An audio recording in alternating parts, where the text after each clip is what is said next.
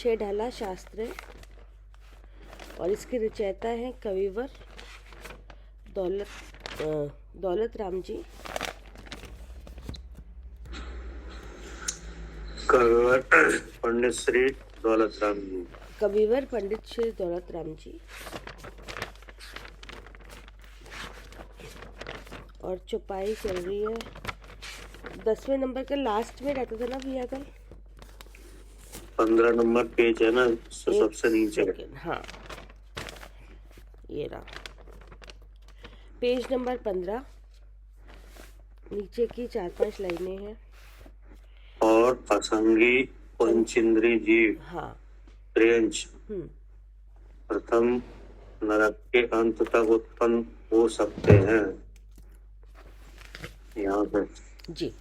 और असंगी पंचेंद्रिय जीव तिर्यंच प्रथम नरक के अंत तक उत्पन्न हो सकते हैं। तो ये एक नरक गति का वर्णन चल रहा है, ठीक है ना।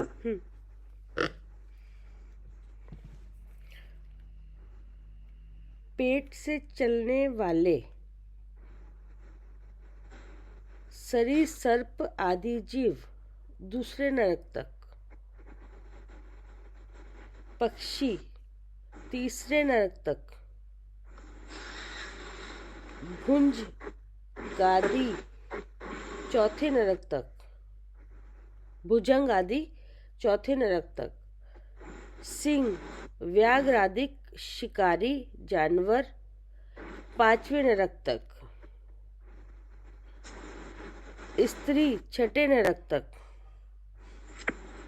और मत्स्य 7वें नरक तक उत्पन्न हो सकता है।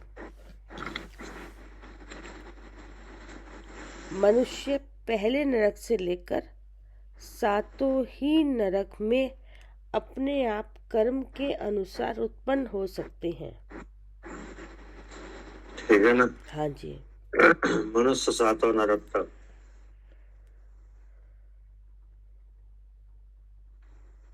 समझ लो, मनुष्य गति में सबसे ज्यादा पाप भी हो सकता है और पुण्य पाप का नाश करके मोक्ष भी होता है। ठीक है ना जी।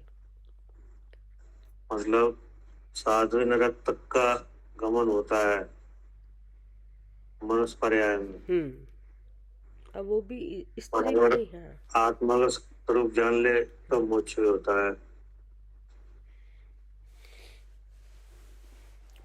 और क्या कह रहे? इस प्रकार नरक गति के दुखों का वर्णन समाप्त हुआ। आगे मनुष्य गति के दुखों को लिखते हैं।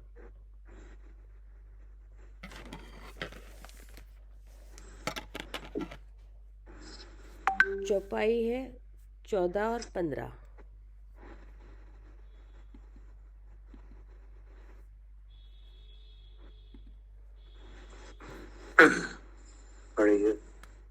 जननी उदर बस्यो नवमास, अंग सकुचते पाई त्रास, निकसत जे दुख पाए घोर, तिनको कहत न आवे और। बालपने में ज्ञान न लेयो, तरुण समय तरुणी रत रहो, अर्ध मृतक सम बूढ़ा पापणो, कैसे रूप लखे आपनो। आपको मनुस्मृति के दुखों के वर्णन में सबसे बड़ी बात तो ये आ रही है कि मनुष्य पर्याय पाना बहुत दुर्लभ है। मनुष्य गति में पहुंचना क्या है? बहुत दुर्लभ है। बहुत दुर्लभ है। और वहां पे उत्पन्न होना दुख से भरा हुआ है और वहां जन्म लेना और भी दुखदाई है। ठीक है ना। अभी तो कहा कि जननी उदर बसो नवमास, मतलब गर्भावस्था का दुख बहुत है, और फिर उत्पन्न होने का दुख और भी ज्यादा है ना। पढ़िए। मनुष्य पर्याय का पाना, जैसे बालू के समुद्र में गिरी हुई हीरे की कणी को पुनः प्राप्त करना। कितना कठिन है। मनुष्य पर्याय का पाना, जैसे बालू के समुद्र में गिरी हुई हीरे की कणी को पुनः प्राप्त करना। तो बालू का समुद्र क्यों लिया है? समुद्र तो और भी होते हैं। बालू मतलब मिट्टी होती है ना भैया, मिट्टी जैसी। नहीं, बालू का मतलब है रेत। रेत, हाँ वो रेत। सैंड बोलते ना। हाँ सैंड जी, वो है बालू। बालू के समुद्र को गिना है इसमें। और मनुष्य जन्म है हीरे की कड़ी के समान, हीरे की कण का, और बालू का समुद्र। तो इससे क्या क्या कहना चाह रहे हैं? जो बालू का समुद्र है ना, तो उसमें बालू के कण चमकते हैं क्या? अच्छा, चमकते हैं इसलिए। हाँ, उनमें चमक होती है। और हीरे की कड़ी भी चमकती है कि नहीं? तो वो पता नहीं चल पाता कि ये बालू के कण है कि हीरा है। अच्छा, इतना ज्यादा वो होता है। हाँ, ये कह रहा ना, मनुष्य पर्याय पाना, जैसे बालू के समुद्र में गिरी हुई हीरे की कड़ी को पुनः प्राप्त करना। जैसे हीरे का जैसा कण आपका अगर बालू के समुद्र में गिर जाए जी, तो आपको वहां इतनी मिक्सिंग हो जाएगी उसके साथ कि जी पता नहीं चलेगा जी हीरा की कड़ी है कि बालू की कण है। वो कण भी ऐसे ऐसे चमकते हुए, तो उसको ढूंढना बड़ा मुश्किल हो कण भी जाएगा। ऐसे ही चमकते हैं। अगर पत्थर का समुद्र होता तो अलग दिख जाएगा, और अगर वही हीरे की कड़ी बालू के समुद्र में गिर जाए तो हाँ, वो चमकती हुई चीज के साथ चमकती हुई चीज दिखाई नहीं देगी। और हाँ, अगर कोई सभी चमक रहा है वहां तो, क्योंकि सब चमक रहा है। हाँ, तो अब आप जो कैसे ढूंढोगे कि जी कड़ी हीरे की है? इसलिए मुश्किल है जी। ठीक है ना, इसलिए ऐसा दृष्टांत है ये जी। पढ़िए। मनुष्य पर्याय का पाना, जैसे बालू के समुद्र में गिरी हुई हीरे की कणी को पुनः प्राप्त करना। इस प्रकार के अति दुर्लभ मनुष्य भव को पाने के बाद भी अनेकों जीव तो गर्भ अवस्था में ही मृत्यु को पा लेता है। पहले तो कठिनता से ये भाव मिलता है, क्योंकि आप विचार करके देखो मनुष्य कितने हैं। पूरे लोक में मनुष्य कितने हैं? बहुत ज्यादा मनुष्य नहीं है क्या? पहले तो मनुष्यों के रहने का क्षेत्र ही सीमित है, केवल 2.5 द्वीप। 2.5 द्वीप के अलावा कोई मनुष्य है ही नहीं कहीं, चाहे वो भूमि हो चाहे कर्म भूमि हो, कोई भी हो नहीं। 2.5 द्वीप से बाहर तो मनुष्य है ही नहीं, और 2.5 द्वीप में भी सब जगह नहीं है। ठीक है ना जी। तो मतलब मनुष्य की जो गति है, मनुष्य की जो संख्या है वो लिमिटेड है, अनंत मनुष्य नहीं है क्या? हाँ, अनंत नहीं है मनुष्य, लिमिटेड है।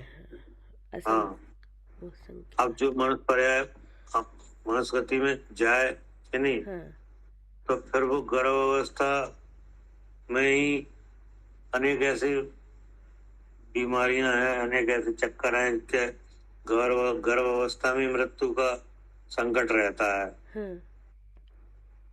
और फिर क्या कहा? यदि भाग्योदय जीवित बाहर निकल भी आया तो बाल्यावस्था में उत्पन्न होने वाले सैकड़ों रोगों से ग्रस्त होकर जीवन मरण के संशय में झूलता रहता है। हाँ, अब भाग्योदय से जन्म हो भी गया कि नहीं, सुरक्षित जन्म हो भी गया, तो फिर जो बाल अवस्था के रोग है कि नहीं, उनमें जीवन मरण का संशय रहता है। नहीं, बाल अवस्था के रोग है तो उसमें कह नहीं पाते कि क्या रोग है कि नहीं, कुछ पता चलता नहीं है, कुछ बोल पाता नहीं है। अगर कोई जांच ले तो जांच ले के रोग क्या है कि नहीं, वो नहीं तो क्या होता है, जीवन मरण का संशय ही रहता है। क्या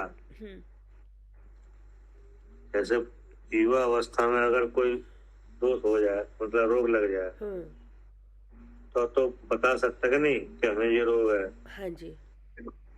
और बाल अवस्था में हाँ, नहीं बता पाएगा वो, मतलब परेशानी रहेगा, डर ही रहेगा कि कब मरेगा, कब मर जाएगा। मतलब पालने वाले को भी संशय रहता है कि जिएगा कि मरेगा। हाँ, कि नहीं। हाँ।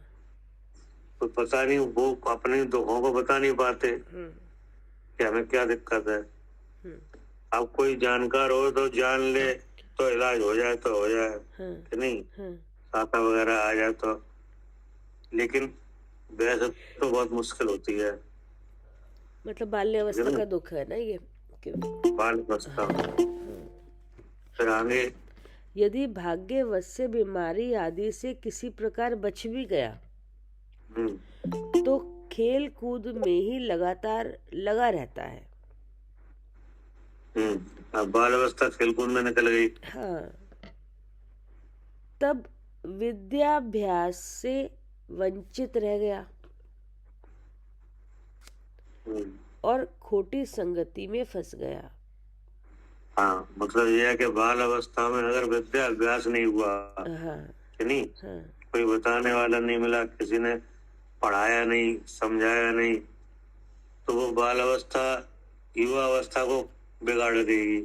जी, ठीक है ना जी। जिससे युवा अवस्था आने पर कभी स्त्री आदि रोगों में मस्त रहा, कभी स्त्री आदि भोगों में मस्त रहा, तो कभी जुआ खेलना, मांस खाना, चोरी करना, शिकार खेलने आदि दुर्व्यसनों में पड़कर अपना जीवन व्यर्थ कर दिया। हाँ, मतलब सप्त व्यसन का वो सप्त व्यसन लगना संभव हो जाता है, कि नहीं। हाँ। अगर विद्या अभ्यास नहीं है तो व्यसन लग जाता है। हाँ। विद्या अभ्यास से तो ऐसा विचार रहता है कि जी सही नहीं है, ये काम खराब है, कि नहीं। और अगर विद्या अभ्यास नहीं है, पुण्य पाप का कोई संस्कार नहीं है, कि नहीं, भगवान की वाणी का कोई सेवन नहीं है, तो निसंग पापों में प्रवृत्ति होती है जी, कि नहीं। हाँ। और सप्त व्यसन का रोग लगता है। हाँ। फिर क्या होता है? फिर धीरे धीरे वृद्ध अवस्था आ गई। हाँ, युवा अवस्था में व्यसन रहा। हाँ। अब धीरे धीरे युवा अवस्था आ गई, वृद्धावस्था आ गई और शारीरिक एवं मानसिक चिंताओं से ग्रस्त होकर जर्जरित हो गया। शारीरिक चिंता और मानसिक। हाँ। मतलब एक तो शरीर में रोग आदि हो गए, कि नहीं, तो अब मैं मरूंगा, क्या होगा, कैसे होगा, ये सब बातें हैं, कि नहीं। और मानसिक चिंताएं कि ये जो घर परिवार है इसका क्या होगा, कि नहीं, हम मर के कहाँ जाएंगे, ये सब बातें मानसिक में चली गई। चिंता हो गई, उससे ग्रस्त होकर जर्जरित हो गया तथा क्षीण शक्ति होकर पराधीन हो गया, जहाँ पुत्र आदि भी अवहेलना करने लगते हैं। हाँ, घर में कोई सुनते ही नहीं। हाँ, और भर्त्सना या तिरस्कार करते हैं। जिन पुत्रों को बालपने में बड़े लाड़ प्यार से लालन पालन कर शादी आदि की थी, वे ही घुड़कियां देकर कहने लगते हैं चुप रहो। कहते हैं चुप रहो, कि नहीं? हाँ, एक तरफ कोई सलाह नहीं लेता, कि नहीं? हाँ, कोई कार में पूछता नहीं है। हाँ, और उल्टा जी कहते चुप रहो। हाँ, एक तरफ बैठ जाओ, तुम्हारी बुद्धि वृद्ध हो गई है, मारी गई है, तुम साठे न साठे हो गए तथा इस वृद्ध अवस्था में शरीर की क्षीण शक्ति हो जाने से मनुष्य चलने तक से भी असमर्थ हो जाता है। क्या करे? तुम साठे न साठे हो गए, मतलब क्या है? क्या मतलब है साठे? मतलब सठिया गए। अच्छा, हाँ, 60 साल से ऊपर के हो गए हो और सठिया गए हो। अच्छा, 60 साल से ऊपर के। अच्छा, हमारे तरफ है तो 60 साल से ऊपर हो गया ना। अच्छा, उससे कहते तुम सठिया गए हो। हाँ, अच्छा, इसलिए 60 से सठिया निकला वर्ड। हाँ, अच्छा, 60 साल के हो गए, 2 साठे लिखे ना। हाँ जी, साठे ना साठे, हाँ, यानी 160 साल की उम्र हो गई, कि नहीं? अच्छा, अच्छा, और उसमें तुम सठिया गए, कि नहीं? अच्छा, फिर मत मारी गई, मतलब तुम्हारी बुद्धि कमजोर हो गई है। हाँ, कहते हैं जैसे हाँ के सठिया आ गए हैं, बड़े जैसे जो हो गए। हाँ, तुम साठे न साठे हो गए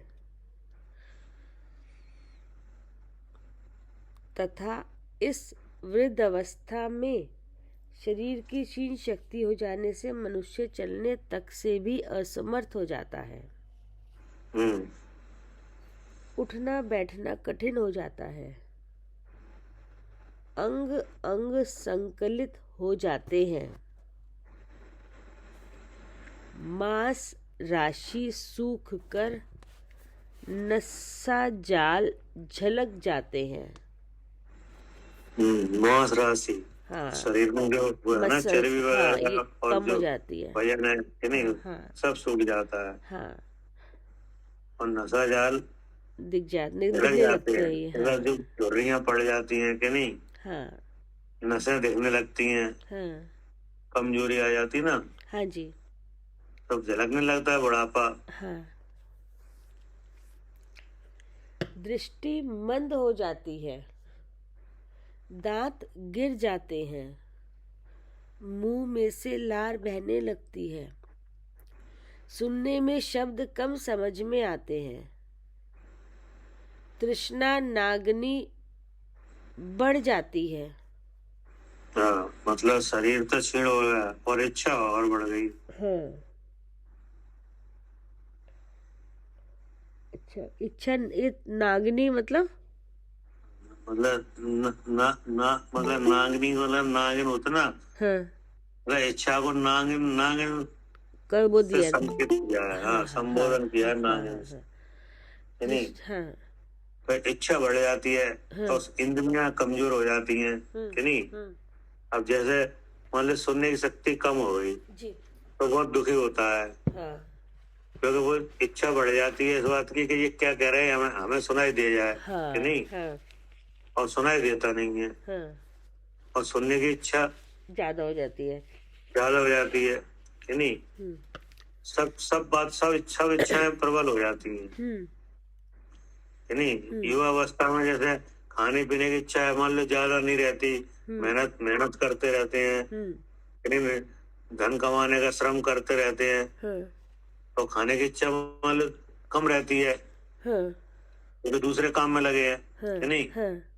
अब जो जो जो वृद्ध अवस्था में शारीरिक श्रम तो होता नहीं है, हाँ, खाने पीने की इच्छा खूब होती है, हाँ, नहीं, मतलब हर तरह की इच्छाएं प्रबल हो जाती हैं, हाँ, है ना।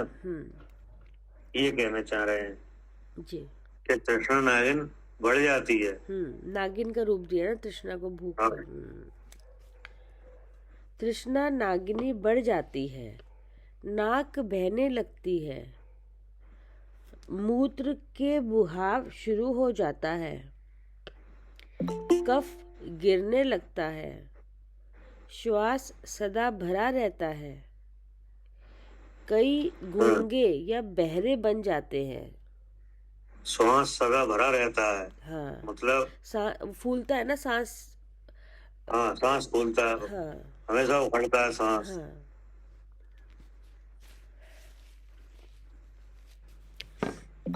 ऐसी अवस्था को कवि ने अर्ध मृतक बुढ़ापा बताया है। हाँ, इसमें है ना अर्ध मृतक सम बूढ़ापना। हाँ, आधा मरा हुआ बराबर। हाँ, कैसे रूप लखे अपना। हाँ, अब ऐसी दशा में मैं कौन हूँ ये जानना कैसा है, बहुत ही कठिन हो संभव ही गया। नहीं है। हाँ, कि नहीं। हाँ, हाँ, जब कुछ सब चीजें काम नहीं कर रही है, क्षीण हो गई है, अब कहाँ हाँ। मन लगेगा समझने में और सुनने कैसे में। अब बताया जाए आप शरीर से अलग हो तो को समझ में नहीं आता। हाँ, शिक्षा है, धारणा ज्ञान कमजोर हो जाता है। हाँ, नहीं, स्मृति, हाँ, तो स्मृति कमजोर हो गई। अब क्या है, अब पता नहीं चलता क्या शिक्षा दी थी, क्या कह रहे हैं। हाँ, कि नहीं, इसको हमें याद रखना चाहिए। कि नहीं, हाँ, शरीर और जीव एक नहीं है, भिन्न भिन्न है। इसको क्या रखना चाहिए, याद रखना चाहिए, भूल जाना चाहिए नहीं, याद रखना चाहिए। अब वो स्मृति ज्ञान कमजोर है तो वो अपने आप ही भूल जा रहा है। हाँ, ठीक है ना। इसलिए कैसे रूप लखे अपना, मैं कौन हूँ इस अवस्था में जानना बहुत मुश्किल हो जाता है। जैसे अभी आप पढ़ रहे हो, समझ रहे हो कि नहीं, तो अभी आपको याद रहता है कि कल क्या पढ़ा था, कि नहीं, इसी शिक्षा में हमारे लिए क्या उपकारी है। कि नहीं, हमारा कौन से भाव भले हैं, कौन से बुरे हैं। कि नहीं, ये तो अभी याद रहता है जी। लेकिन वृद्धावस्था में जी कुछ भी नहीं पता चल पाता। हाँ, एक बात को 100 बार समझाओ फिर भी याद नहीं रहता कि क्या क्या कहा था। क्या करे अर्चका जी।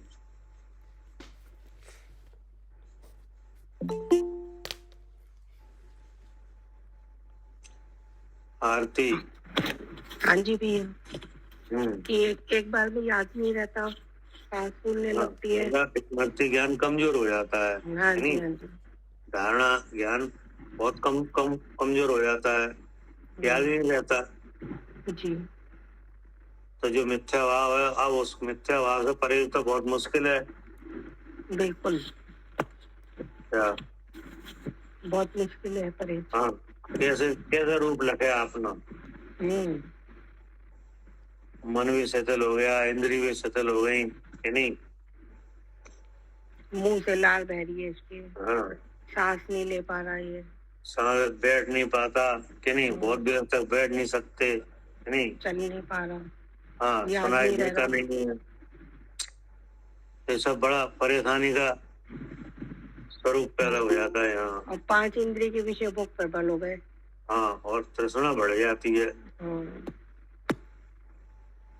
कि नहीं, जैसे युवा अवस्था में कोई परिश्रम करे, धन कमाए। कि नहीं, तो वो हो सकता है उस समय कम भोग करे, लेकिन वो इसका विचार ऐसा है कि वृद्धावस्था में भोगेंगे क्या। हाँ जी, यही बात। नहीं, अभी कमा ले रहे हैं, बाद में क्या करेंगे, आराम से बैठ के खाएंगे। आराम से बैठ के खाएंगे। मतलब कैसा, मतलब दिक्कत विचार है जी। आराम से बैठ के कैसे खाएंगे जी, देखो जी हाल है।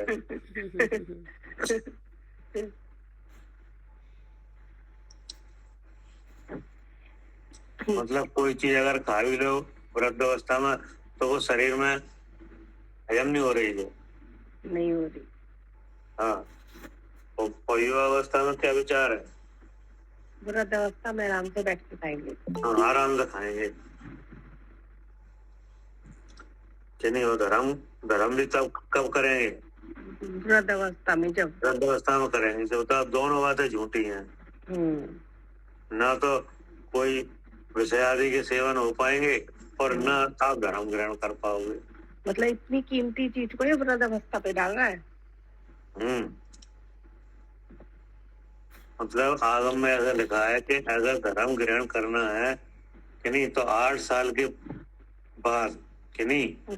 हाँ जी, 8 साल के बाद और युवा अवस्था तक अच्छी तरह से धर्म ग्रहण हो सकता है। ठीक है ना? भैया एक क्वेश्चन है मेरा यहाँ पे, मतलब वो याद आ गया इसलिए पूछ लूं। जैसे भरत चक्रवर्ती के 16 अशुभ सपने हैं, तो उसमें से एक सपना है कि युवावस्था में ही ये संयम का भार धारण कर पाएगा। भैया वृद्धावस्था में तो करेगा ही नहीं, पहले सपना आ गया। और क्या, वो तो सपना है ही, वो तो सच है वो बात तो नहीं। लेकिन अपने विचार से भी अगर अपन देखें कि नहीं तो वास्तव में ये धर्म ग्रहण होना युवावस्था में संभव हो पा रहा है। बिल्कुल। जिनने युवावस्था में, जैसे आपने या हमने युवावस्था में इन चीजों को समझने का काम किया कि नहीं। हाँ जी, बहुत अच्छा काम। तो आपको समझ में आ रही है। समझो बात को। जी भैया। और अगर ये चीजें अगर आप 60-65 साल के बाद अगर जानने का काम करो तो मुश्किल है। मुश्किल है। क्या करे कविता जी? हाँ भैया, ज्यादा वृद्ध अवस्था में 60-65 के बाद तो कहाँ, इतनी पहले ही सब क्षीण होने लगते हैं, इंद्रियां भी क्षीण होने लगती हैं, याद रहता नहीं है, उठा बैठा जाता नहीं है, तो शरीर पे ध्यान ज्यादा रहता है, इसमें कहाँ जाएगा ध्यान। जैसे आपने जो सीखा है या आप सीख रहे हो कि नहीं, तो जी आपको इसलिए रहा है क्योंकि आपने जो जिस अवस्था में प्रारंभ किया है ना, शिक्षा लेना कि नहीं, वो युवा अवस्था है बस। हाँ, वो इसीलिए समझ में आ रहा है ये बात, इसलिए आ रहा है समझ में कि नहीं। तो इससे वो अगर अवस्था बढ़ के आ जाए उसके बाद लेना मुश्किल है, फिर नहीं आएगा। इसलिए अब आप या हमें या और भी हैं जो सब सुन रहे हैं कि नहीं, इसमें जो युवा अवस्था वाले हैं उन्हें जल्दी जल्दी पकड़ में आता है कि नहीं जी। लेकिन युवा अवस्था में से समय निकालना बहुत मुश्किल है। और अभी भैया अगर हम बच्चों को समझाते, जो पढ़ने वाले बच्चे अगर वो समझते हैं, वो बहुत जल्दी पिकअप कर लेते हैं। हाँ, पढ़ाते हैं ना बच्चों को तो बच्चे बहुत जल्दी समझ जाते हैं। अगर देखो ना ये क्लास या अर्चिका जी क्लास लेते हैं, ये बच्चे लोग हैं एकदम समझ जाते हैं हाल क्या कर रहे हैं। हाँ, बहुत जल्दी समझ जाते हैं। लेकिन ये जो शिक्षा है ना, ये तत्व ज्ञान में 8 साल के बाद बदलेगी क्या? हाँ, ये सब तो समझ जाएंगे। जैसे आप लेकिन हाँ, वो क्लैरिटी नहीं आएगी। हाँ, नहीं तो बच्चे लिख रहे हैं, सब कर रहे हैं कि नहीं। हाँ, थोड़े बड़े होके समझ में आएगी, जब बीच की युवा अवस्था आएगी ना बच्चों की, तब ज्यादा अच्छे से समझ में आएगी। लेकिन अगर सम्यक्त होने लायक या तत्व ज्ञान वेद विज्ञान की सफलता के लायक ये 8 साल के बाद आएगी। मतलब यही शिक्षा जो अभी दी जा रही है ना, यही उन्हें सम्यक्त के तरफ ले जाएगी जी। लेकिन 8 साल के बाद जी, 8 साल के पहले आप खूब पढ़ाओ कि नहीं, लेकिन वो सम्यक्त में नहीं बदल पाएगी। लेकिन जैसे 8 साल हुए कि नहीं, उसके बाद अगर उस जीव में योग्यता है तो यही शिक्षा सम्यक्त में बदल जाएगी। क्या करे अर्चिका जी? हाँ जी भैया, बहुत अच्छी बात है ये कि 8 साल के बाद सम्यक में बदलेगी। हाँ, तब बदलेगी। जैसे अभी आप क्लास में कितने साल के बच्चे हैं? 8 साल से कम वाले हैं कि नहीं? हाँ जी है। तो अभी भी ऐसे आप दर्शन की विधि पूछो तो हाल बता देते हैं, लिख के दिखा देते, सब कर देंगे कि नहीं। लेकिन ये सम्यक्त में 8 साल के बाद बदलेगी। हाँ जी, सम्यक का दरवाजा 8 साल के बाद खुलेगा। हाँ, अभी स्टोर कर रहे हैं। हाँ, बुद्धि मटने का काम करोगे। क्षयक्षम बनता जा रहा है उनका। हाँ, ये क्षयक्षम बनता जा रहा है कि नहीं? हाँ, भिन्नता का उस टाइम पे बोध हो जाएगा एकदम से। जैसे बॉडी नेम वगैरह सिखाते हैं ना, तो बाद में याद रहते ही है कि नहीं? तो इसी तरह से ये शिक्षा उन्हें याद होती चली जा रही है कि नहीं? लेकिन इस शिक्षा से मैं शुद्ध चेतन ये जानना, शरीर से अलग भगवान देखने लायक कि नहीं, ये काम होगा 8 साल के बाद। क्या कह रहे हैं? हाँ जी, हाँ जी। अब मतलब अब बताओ 8 साल के बाद जो चाहिए कि नहीं, वो उसके लिए पहले से ही मतलब अगर तैयारी हो रही है तो वो समझ ही जाएगा क्या। अब जैसे यही बात आप जो सिखा रहे हैं बच्चों को, ये आपको कब मिलेगी? हमें भैया 32 साल की उम्र में। अब बताओ, अब जो चीज आपने 32 साल या 30 साल की उम्र में जो ली है, और वो आप 5 साल के बच्चे को दे रहे हो कि नहीं? जी। तो अब वो समय में बदलेगी। बिल्कुल। अगर उनकी होनहार है कि नहीं जी, तो बदल जाएगी। अब जो आप कह रहे हो कि हमें 30 साल में या 32 साल में मिली है, अगर ये आपको 8 साल बाद मिलती, 8 साल में मिलती, तो भैया आप तो पता नहीं कहाँ के कहाँ पहुंच चुके थे। हो यार, प्रोग्रेस होती कि नहीं? अब ये तो भाग प्रमाण है, जब पुण्य का उदय आया तब होता है ये काम। सही बात। लेकिन फिर भी ये है कि सही समय पे मिली कि नहीं? बालक अवस्था में मिलती तो भैया उस समय झंझट बहुत कम था। हाँ, और ज्यादा तेजी होती उसको ग्रहण करने में। हाँ, लेकिन युवा अवस्था में मिली तो ये भी ठीक है। हाँ क्योंकि जी, ठीक है। हाँ, क्योंकि इस समय आप सीख पा रहे हो ना, समझ पा रहे हो कि नहीं? लेकिन जो ऊपर वाली अवस्था है, वो उसमें ये काम होना बहुत मुश्किल है। क्या करें, कब सही? हाँ भैया, अभी बालक अवस्था में सीख लो, युवा अवस्था में सबसे अच्छा है, सीख लो तो सबसे बढ़िया, नहीं तो फिर तो चांस खत्म होता नजर आएगा, फिर नहीं चांस मिलेगा।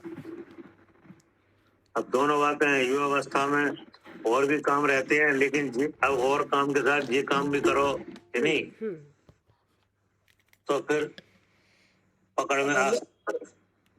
तो भैया जी ये ज्यादा अवस्था वाले हैं तो फिर वे तो बेकार ही रहे। नहीं, बेकार नहीं है, उनके पास जितनी सुन शक्ति है कि नहीं, जितना कुछ समझ सकते हैं समझ लेते हैं कि नहीं? समझ तो लेते हैं, बस याद कम हो पाता है। तो वही तो, याद ही तो रहना है, बात तो याद करने की है। तो समझ जैसे आपने ये समझ लिया शरीर और जीव अलग अलग है कि नहीं, लेकिन जब इसकी अत्यंत आवश्यकता हो इस ज्ञान की, तब तो याद आए क्या। जैसे शरीर में कोई परेशानी है कि नहीं, तो उस समय असहायता के काल में तो याद आए जी बात कि नहीं। अब तो आने लगी है, अब आप लोगों का सब गया है सबसे आने लगी, अच्छी बात है। लेकिन मतलब यहाँ तो ये जो विद्वान है, पंडित जी हैं, वो जी बता रहे हैं कि अर्ध ये बुढ़ापे की अवस्था अर्ध मृतक सम है, अर्ध मृतक ही है, बिल्कुल। हाँ, ये बता रहे हैं, लेकिन मतलब है कठिन है, ये बात सही है। पढ़िए जी। तुम इस वृद्धावस्था में शरीर की क्षीण शक्ति हो जाने से मनुष्य चलने तक में भी असमर्थ हो जाता है। उठना बैठना कठिन, नहीं तो ऊपर चलेगी मैं, ये यहाँ पर है। जब मनुष्य पर्याय के तीनों की यह दशा है, तब फिर यह जीव अपनी आत्मा का यथार्थ स्वरूप कैसे देख सकता है? अर्थात कभी नहीं। कहने का सारांश यह है कि जो बचपने में निरंतर विद्याभ्यास करता हुआ बालक सद ज्ञान का उपार्जन करता हुआ न्याय पूर्वक धन उपार्जन कर सत् कार्य में उसको उपयोग करता हुआ दान, पूजन, शील, संयम आदि यथाशक्ति पालन करते हुए रात दिन संसार देह भोगों से उदासीन रहता है। अब जो बजे आया क्रम नहीं, तब क्या क्रम आया कि कहने का सारांश यह है कि जो बचपने में निरंतर विद्याभ्यास क्या करे अर्चका जी? हाँ जी भैया। जैसे आपके क्लास में जो छात्र है ना, हाँ जी, हाँ जी, जो विद्याभ्यास हो रहा है कि नहीं? हाँ जी। तो कह रहे हैं बचपने में निरंतर विद्याभ्यास करता हुआ कि नहीं, फिर क्या कहा, बालक सद्ज्ञान का उपार्जन करता हुआ। अब जो सिखाया जा रहा है, जो क्या हो रहा है, सद्ज्ञान। हाँ जी, सद्ज्ञान। आप जो सिखा रहे हो जो क्या है, सद्ज्ञान। सद्ज्ञान कि नहीं? ये अलग है और भगवान अलग है, जी तो सिखा रहे हो। हाँ जी। इंद्रिय है, वहाँ जीव है, जी तो सिखा रहे हो जी। तो ये क्या है, सद्ज्ञान। आज सद्ज्ञान है। तो बालक अवस्था में ऐसा सद्ज्ञान पाया कि नहीं, सद्ज्ञान का उपार्जन करता हुआ न्याय पूर्वक धन उपार्जन कर सत्कार में लगाना।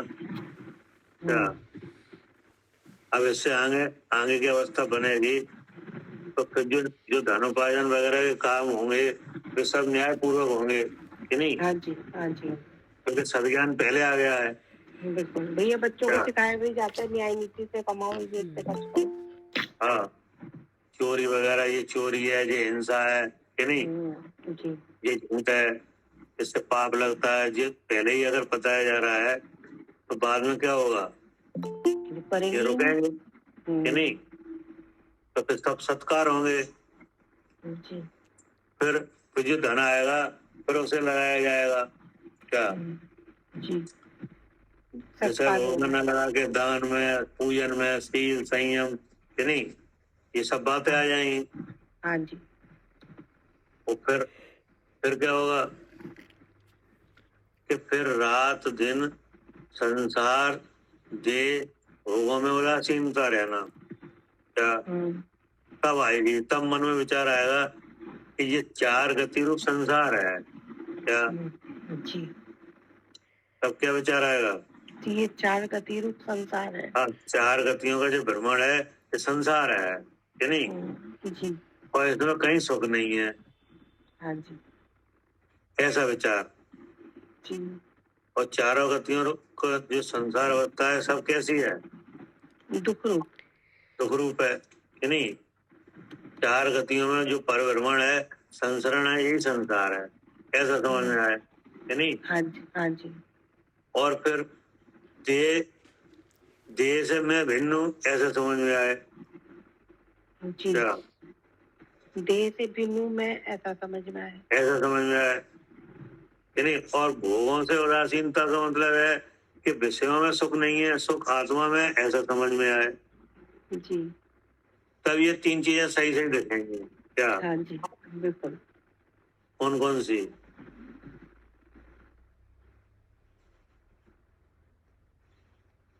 कौन सी तीन बातें सही समझ में आएंगी? संसार, ये चार गति रूप जो है संसार है। हाँ, संसार, देह और भोग। हाँ जी। ये तीन चीजें अगर सद्ज्ञान है तो अलग तरह से विचार में आएंगे कि नहीं? जी। और नहीं तो ये इनके बारे में अलग तरह के विचार आएंगे। हाँ जी, हाँ जी। जैसे संसार है कि नहीं, तो अगर सद्ज्ञान नहीं है तो क्या विचार आएगा? संसार में रमण करने का विचार आएगा, घूमने का विचार आएगा। अब यहाँ चले जाओ, वहाँ चले जाओ, घूमो और मौज मस्ती में लगेगा और अपने विषय भोगों को बढ़ाएगा। कि संसार के बारे में विचार आएगा जैसे अभी कौन सी गति में हो आप? मनुष्य गति। मनुष्य गति में कि नहीं? तो अगर संसार समझ में नहीं आया तो क्या विचार आएगा? कि मैं मनुष्य हूँ, मैं अर्चिका हूँ। जी तो आ ही रहा है। आगे का विचार बताओ।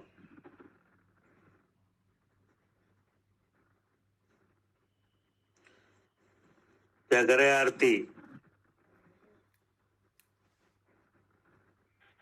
ये विचार आ रहा है कि संसार बना रहे आगे है क्या? ये संसार बना रहे आगे के लिए। तो भैया जी संसार में भोगों का विचार आएगा, भोग नहीं, आगे का विचार बताओ। जैसे हुआ जो संसार बना रहे और नहीं वो ऐसे भोगे करते हैं। अभी सही नहीं आया।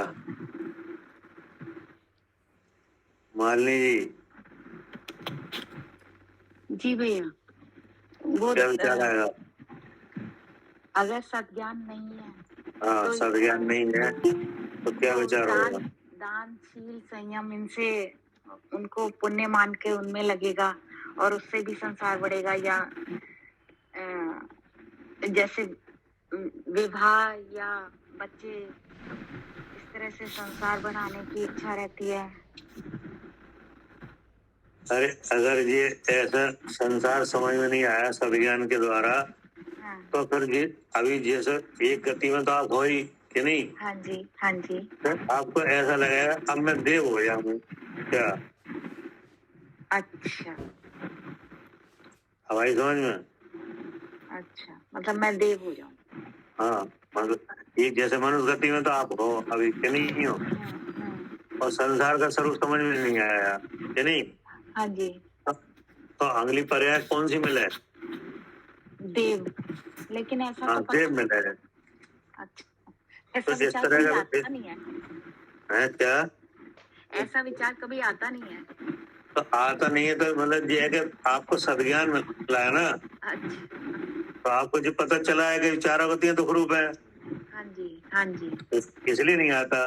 लेकिन अगर नहीं मिला होता तो आपको नियम से यही विचार रहता कि मैं देव बनूं।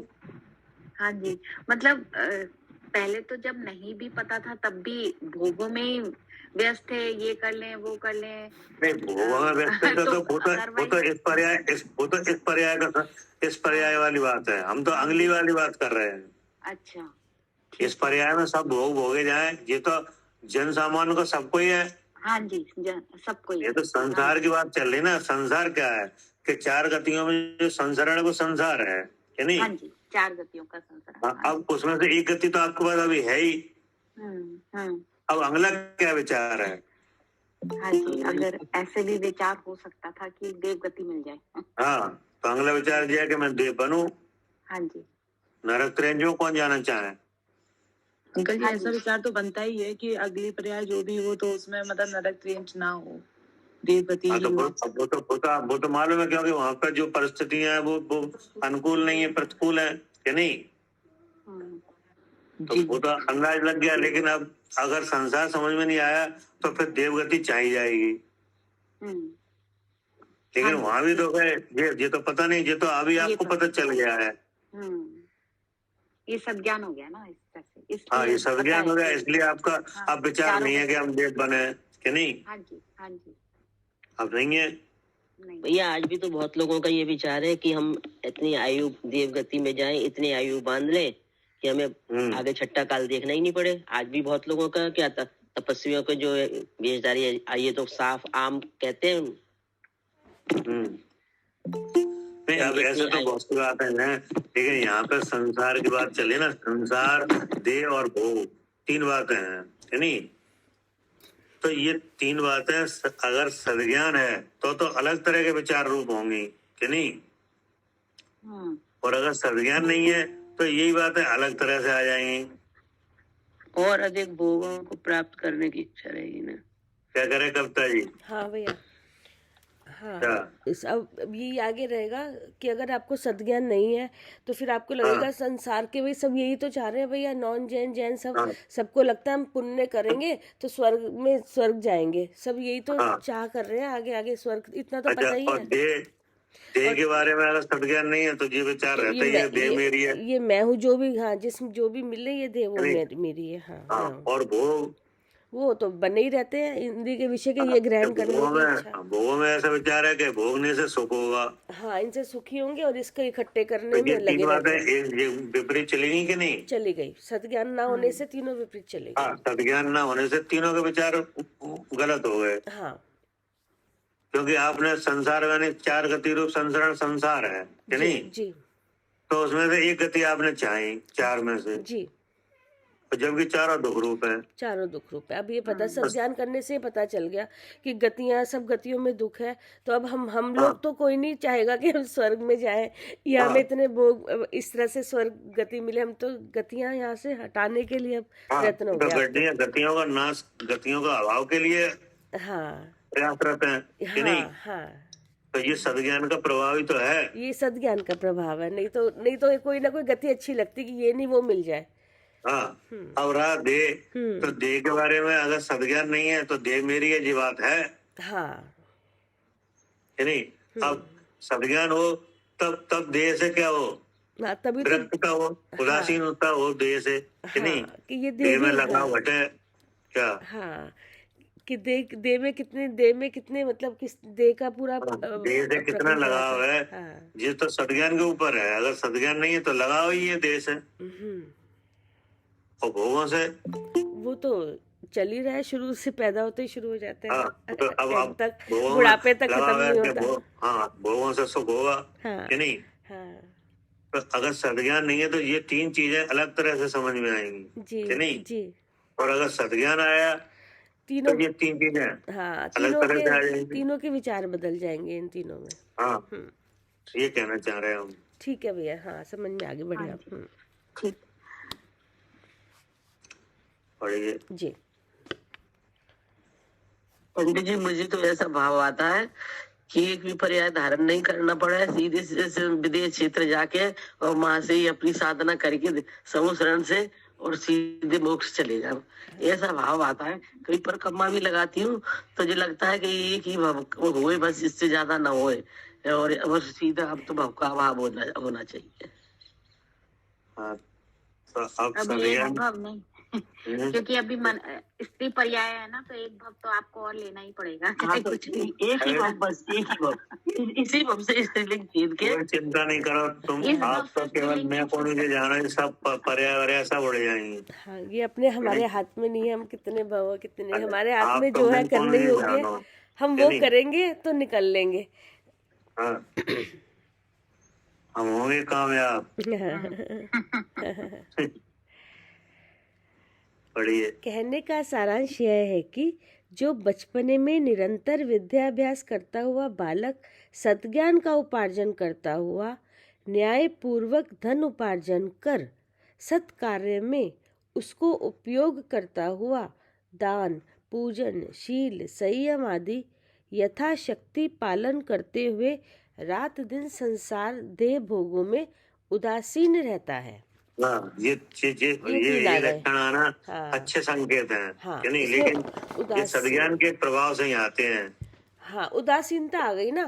पहले तो उसी में पहले लगा रहता था, उसी को बढ़ाने करने में, अब उसमें उदासीन रहने लगा, उसको पता चल गया सत्ज्ञान हो गया। तो अब पहले देह में सावधान रह रहे थे, अब स्वरूप में सावधानी आई। हाँ, सावधान हो गया। पहले भोगों से सुख लग रहा था, अब सुख आत्मा में ये लगने लगा कि नहीं? बिल्कुल, काम तो सारे हो रहे हैं। देखो, भोग भी आ रहे हैं, देह भी है अभी, और संसार में भी सब काम हो रहे हैं, लेकिन उदासीन हो गया।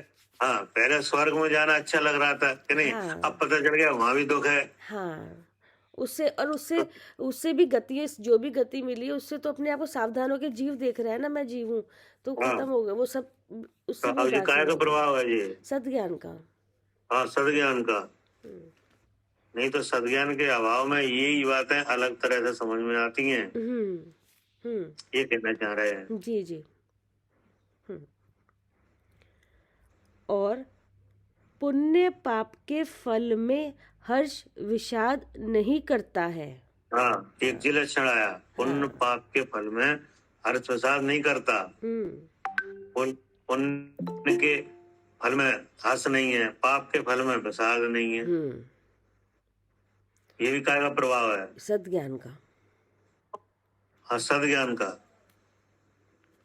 सद्ज्ञान होता है तब ये विचार होता है कि पुण्य पाप दो कर्म। अब ये, हाँ, अब ये दोनों पुण्य पाप कर्म के कर्म दिखने लगे। पहले ही लिखते था पुण्य अच्छा है पाप बुरा है। हाँ, जब कर्म देखने लगे।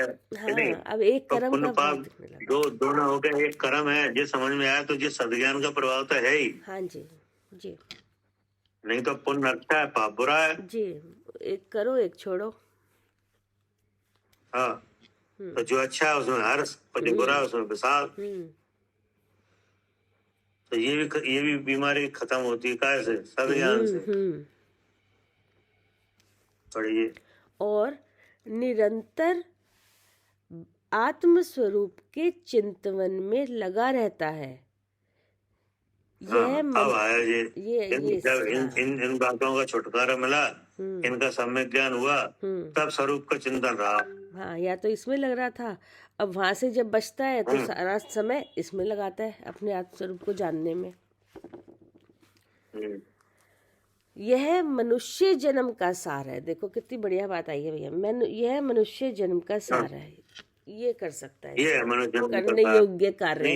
हाँ हाँ, क्योंकि यहाँ गतियों के बारे में दिखाई दिया ना कि देखो ये त्रियंच है, मनुष्य है कि नहीं, देव होते हैं, नार की नरक में रहते हैं कि नहीं। तो अब अगर ये संसार समझ में आए तो आपको अपने आप ऐसा लगने लगा कि चारों गतियां दुख रूप है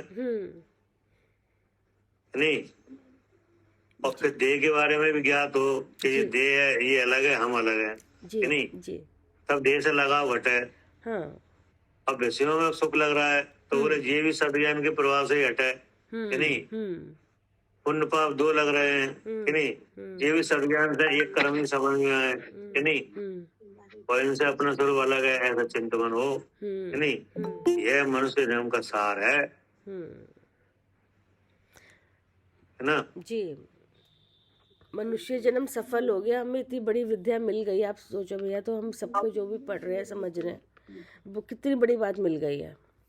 यही सार था मनुष्य जी जन्म लेने का। मतलब यही जन्म लिया है मनुष्य जन्म में, तो यही जरूरी बात जो करनी चाहिए थी मनुष्य जन्म को पाकर, जो और कहीं नहीं हो सकती, ये मिल गया, धर्म मिल गया सच्चा। क्या कह रहे अनीता भाभी जी?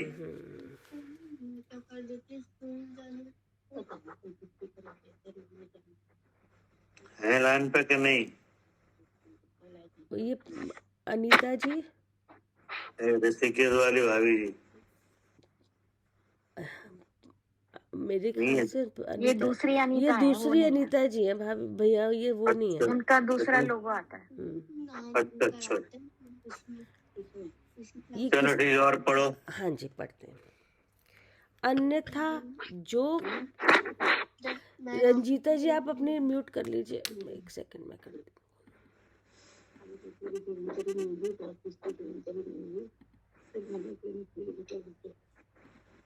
अन्यथा जो काल के संस्कार बस आहार भय मैथुन और परग्रह संज्ञा में फंसकर न्याय अन्याय को कुछ नहीं गिनता। क्या लिखा? अन्यथा जी, अन्यथा माने क्या? नहीं तो, अन्यथा मतलब नहीं तो, अगर मतलब ये नहीं करा, माने कि जो ऊपर बातें आई ना, संसार, देह और भोग नहीं, और पुण्य पाप नहीं, अगर इन्हें सही तरह से नहीं जाना नहीं, तो फिर ये चार संज्ञाओं में फंसा हुआ है। तो ये फंसा हुआ है इसमें। फिर ये संज्ञाएं छोटी ही नहीं रही हैं जी, है ना जी। अन्यथा जो काल के संस्कार वश आवाज कैसे आ रही है? ये एक मिनट में बंद कर लीजिए, म्यूट कर लीजिए अपना। रंजीता जी म्यूट कर लीजिए।